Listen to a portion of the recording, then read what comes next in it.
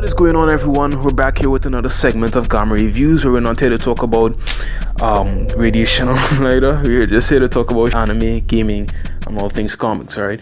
Now, this voice might sound a bit different. That's because the usual host is not, actually doing this presentation right now. I'm actually just filling in for the host, but you guys can just call me Young Ford. You know what I mean? That's what I'm known as, right? So, today's topic is the Aquaman movie. Alright, we're just doing a short review on it. It's a very spoiler-filled review, so for those of you who have not watched the movie yet, I would suggest you don't watch the rest of the video. If you want to watch it, that's your hard looks. Alright, but anyways, let's get into it. Alright, okay, so the Aquaman movie. Now, really and truly, the movie in itself, I'm just gonna go out on a limb and say it could have been better. It wasn't perfect, but at the same time, the movie was something that we could work with, because currently the state of the DC cinematic universe is just like it is in a very dilapidated state, in my opinion. Right, it's not showing any promise. It's not really doing as well as it should, or it's not really doing as well as the competition right now, which is the Marvel Cinematic Universe, which is doing pretty well, right? So honestly, the Aquaman movie right now, I would say, is that it is, it's like a sort of stepping stone for the DC cinematic universe. You know what I mean? It wasn't perfect, but it is DC's way of redeeming themselves, and they did already a really good job with the movie. The director, James Wan, he was able to just really give us an insight to the sort of direction he had with the movie in itself, right? And I believe that he did an outstanding job with the movie. But as I said, there were some flaws here and there, but it didn't really take away too much from the movie. The movie was still something to go and watch, something to go and see, even for fans of the competition, the Marvel Cinematic Universe. I think some of them, or majority of them, would be very interested in seeing the movie in itself. And even for those who are not even interested in comics or interested in superheroes or that sort of that category, that genre, they would be interested in watching the Aquaman movie, and they would be satisfied with the movie in itself, because in my opinion, I would rate that shit a 7 out of 10.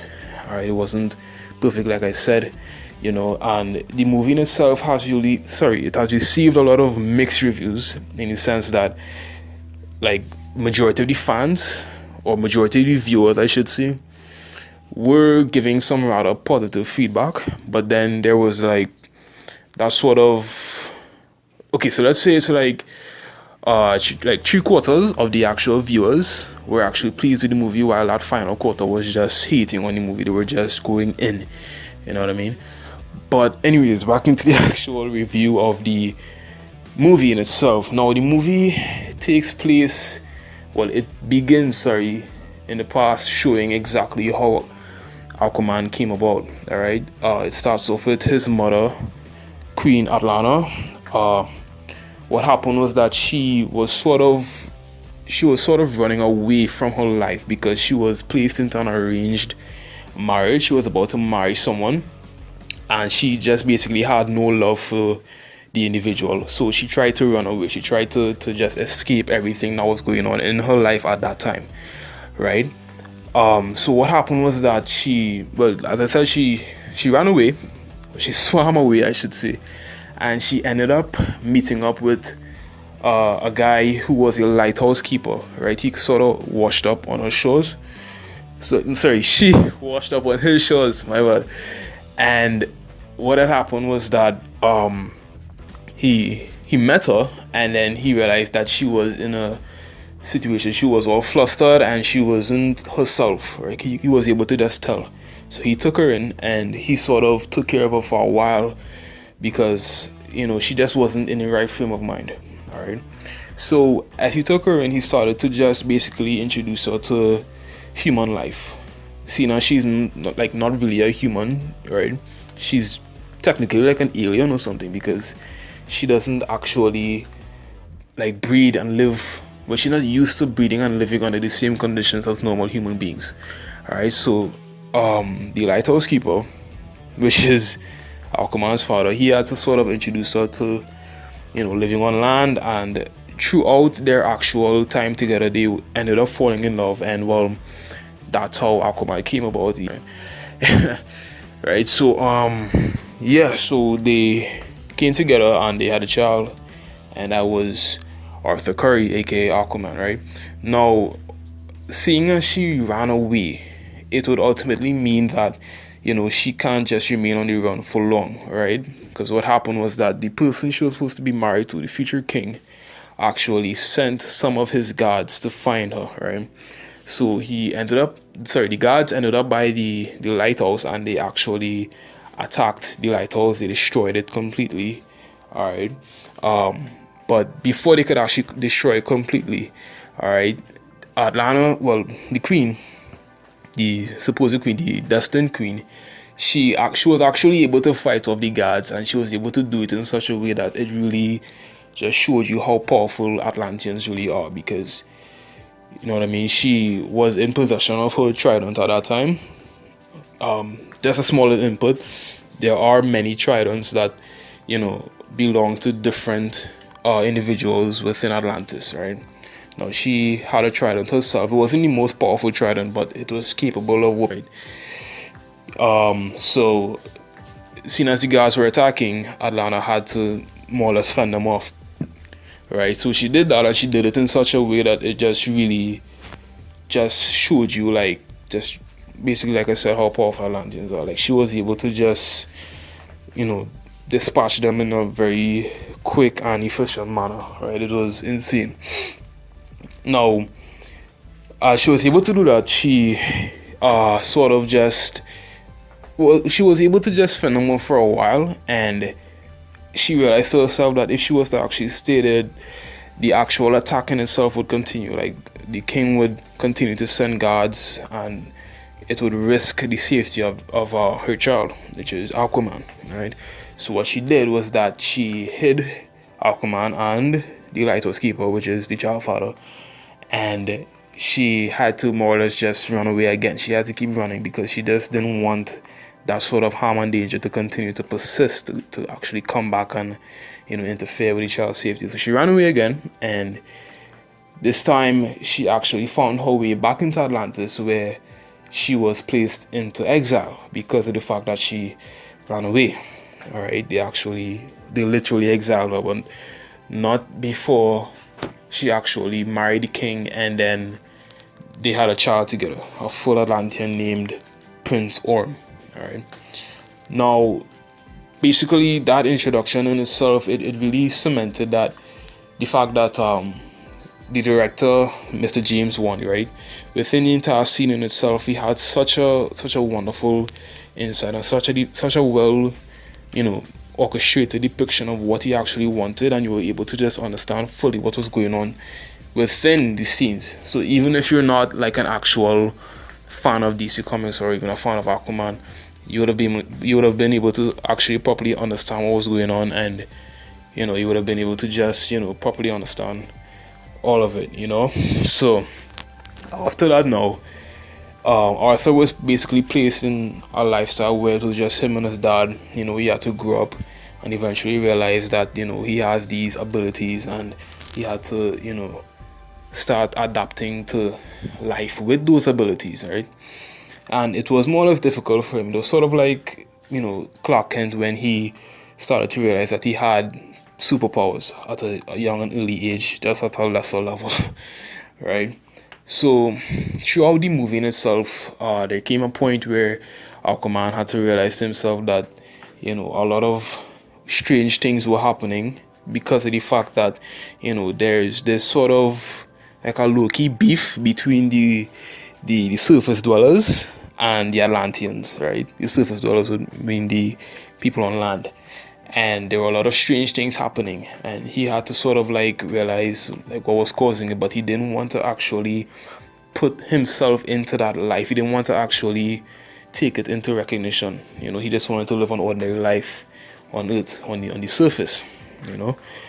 However, his half brother, which is the son of Atlanta and the king of Atlantis, his half brother Prince Orm, was trying to basically control like each and every single part of the world. He wanted to control the surface and the sea in itself. He wanted complete control over everything, right? So he wanted to sort of like insinuate a sort of war between surface dwellers and the Atlanteans. So he would have done certain things to make it seem as though the surface dwellers were trying to create war, when in reality the surface dwellers weren't even fully aware of the fact that there were Atlanteans.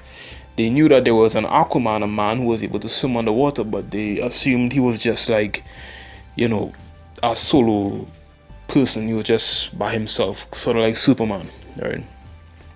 So, anyways, so that sort of like reached the middle point of the movie with regards to what was going on. So, Prince Orm at that time, he would have orchestrated certain events to happen. He would have even hired an assassin by the name of Black Manta to, you know, to board a submarine, and start making attacks on the Atlanteans to make it look as though, the surface dwellers are actually doing it, when it was actually, Prince Orm the whole time.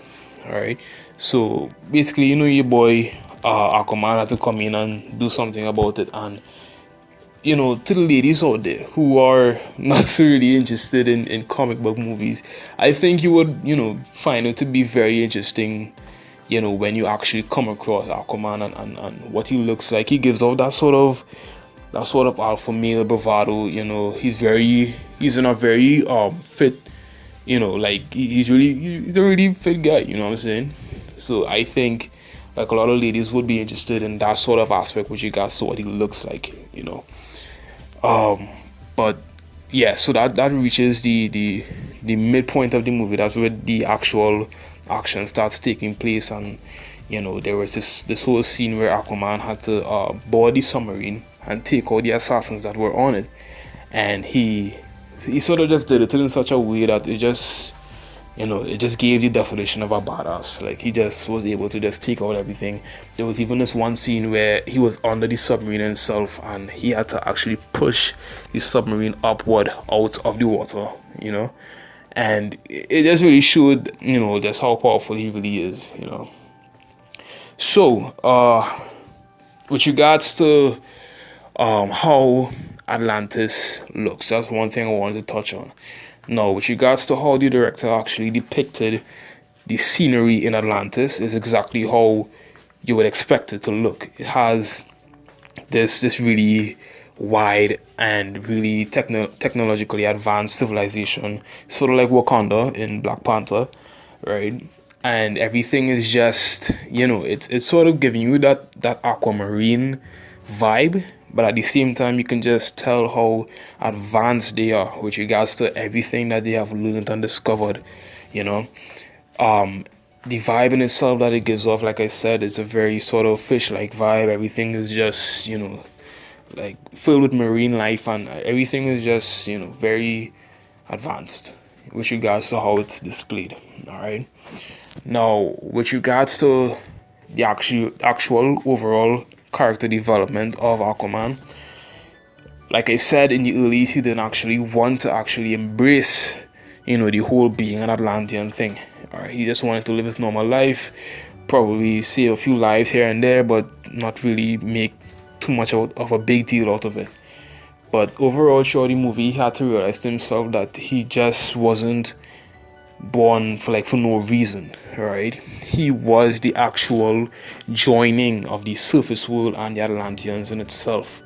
Him being half human and half Atlantean means that he was just basically like that glue to just bring the two worlds together, and he would be the perfect king, because seeing as his half brother Prince Orm is not yet a king, right? He was able to actually take that mantle from him in the end of the movie. It showed a few scenes where they had to actually clash with one another because of the fact that Prince Orm was trying to create such tyranny over the world in itself. And it really showed that he had a lot of character development with regards to that. In the end, he had to really realize to himself that this is his fate, this is his destiny. It was to become the king of Atlantis all along, not simply because of the fact that he is, part of the royal bloodline, right?